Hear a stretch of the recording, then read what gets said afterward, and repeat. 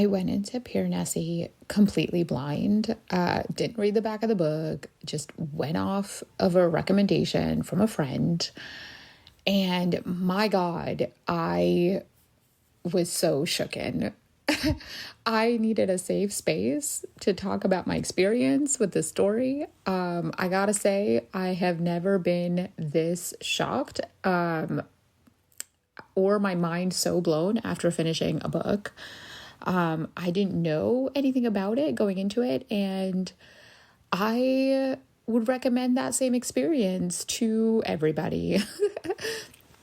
Had I known anything about this book, I think my entire experience just would not have been this impactful, for sure.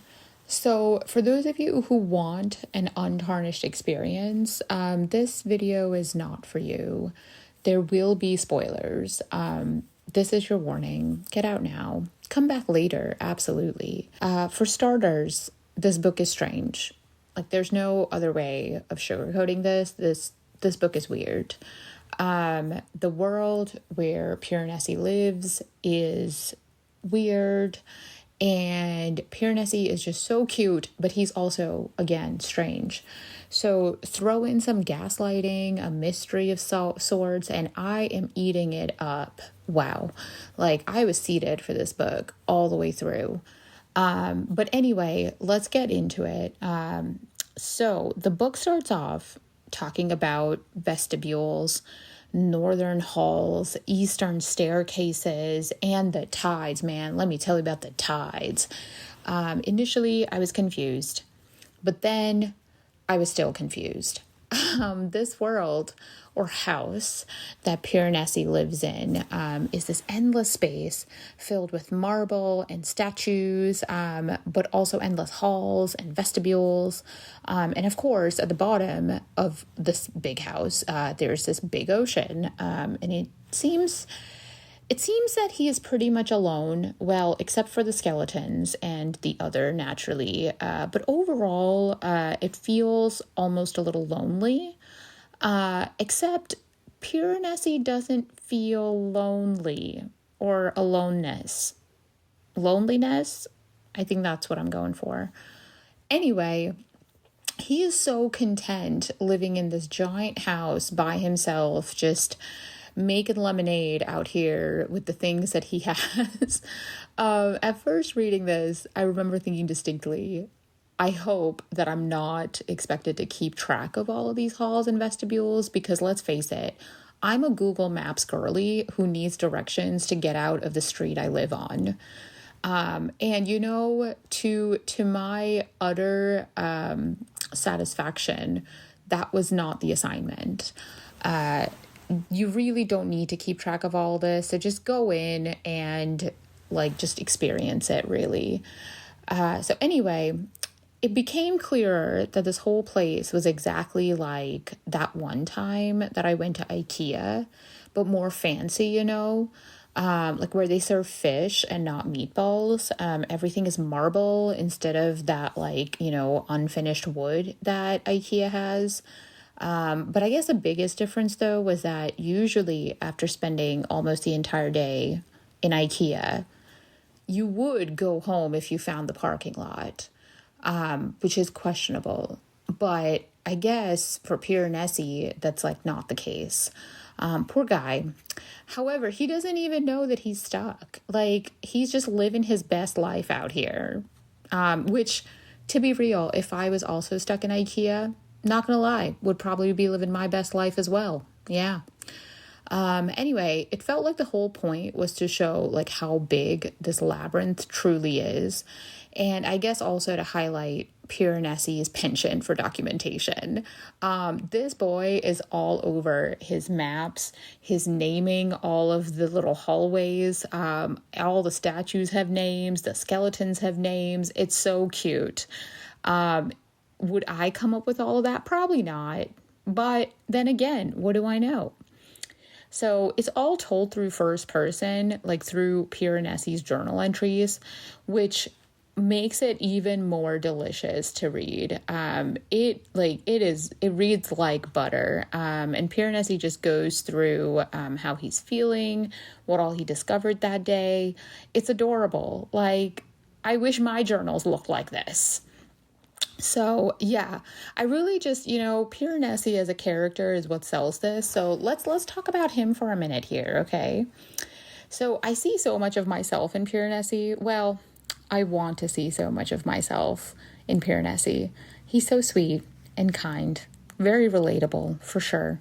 And he's so cute. He's so gullible. He definitely takes this whole Stockholm syndrome thing to the next level. And by that, I mean friendship, nothing weird. Thanks. I've been there, I guess. I can understand. Piranesi is just making the most of his captivity. Many people feel Piranesi shows kind of how cults work, they might be onto something, but having been in a toxic work environment, man, Ketterly feels a lot like my previous boss. So I think Piranesi really talks about being in a place that you just weren't meant to be in.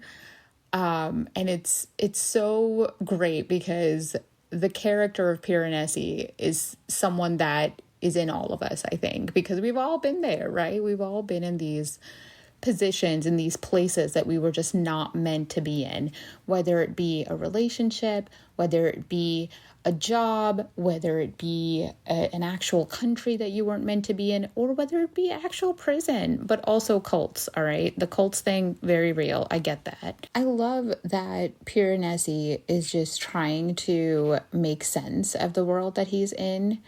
And there's also this element of not wanting to leave, which I get that, man. Having been in IKEA and sat on every single one of those couches, I wouldn't want to leave either. Like, your life at home may not compare to the luxuries of IKEA. But eventually Piranesi figures it out. But it's just so interesting that he would choose to stay in this marble-filled maze than going into the real world. And the reason that Piranesi is so relatable is because there's a part of all of us that embodies Piranesi, right? Like that entire feeling of being gullible, or at least maybe that's just me. So it really speaks to the writing. So let's talk about Susanna Clarke for a second. I am so impressed with her writing and her choice to tell the story. The use of first person narration, dang, like that was like a clutch decision, and it was just perfect because the gaslighting comes through so hard, like, to the reader. Like, seriously, all the parts where Ketterly is trying to tell Piranesi that he has amnesia had me flipping back through the book being like, excuse me, sir, those are some bold lies you are telling. So this is one of those books that will make you like flip back and forth just to make sure that you read that scene correctly. And I loved the introduction of 16. And of course, their name is Raphael, like, who eventually frees Piranesi. Very apropos, I think. And it's incredible, though, how much having just one friend helps you when you're just in the trenches. Like, when you're down in the depths of disparity, I just love that there's like that one friend, that like helps you out. If any of you have ever seen The Count of Monte Cristo, I got the same vibes from this. Like, the moment Edmond Dantes finds the Abbe Faria in the prison, like, clutch moment. He just all of a sudden becomes way stronger, right? Just because he has one friend. So yeah, guys, keep your friends close is basically what Clarke is trying to tell you in more words than less, for sure. Anyway, hats off to Clarke because she accomplished all of these feelings in less than 250 pages, which is wild.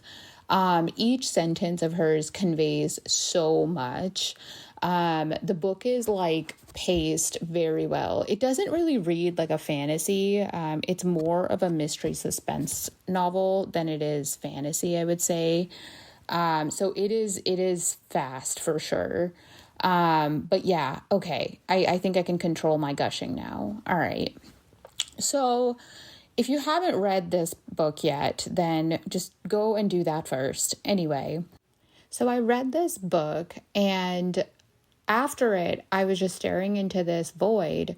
Like nothing just seemed to be good enough to follow this book, you know? I tried picking up a lot of stuff. It just wasn't working. I think the normies call this a reading slump, but I don't know. Yeah. Anyway, I was having a hard time. So naturally, when I'm feeling lost and, just directionless, I consult Reddit. And it has never let me down. So from Reddit, I learned that Piranesi's origin story can be found in The Magician's Nephew. It's part of the Narnia series, and yes, it is a children's book, but trust me, it's worth a read, all right? And if that's not enough, I also tried A Short Stay in Hell, and that book has the same vibes as Piranesi, but shorter, if you could believe it. It's not as weird. It's still weird. Yeah. Definitely still weird. So it's worth it, but it's like 100-something pages. So definitely doable.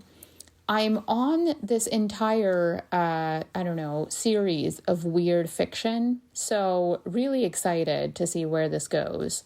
And if you guys haven't read Tender is the Flesh already, well, shout out to that book. Also strange. But some of the best writing that I've ever seen or read as well. But seriously, Piranesi, while it might not be for everyone, I do believe that everyone should give it a shot. It is well written, not to mention fast-paced, and the character of Piranesi is the cutest. So I think everyone should give it a shot. But again, it might not be everyone's cup of tea. And I love that it just doesn't hide who it is, It is so real that way. Anyway, with that, thank you for watching. Good night.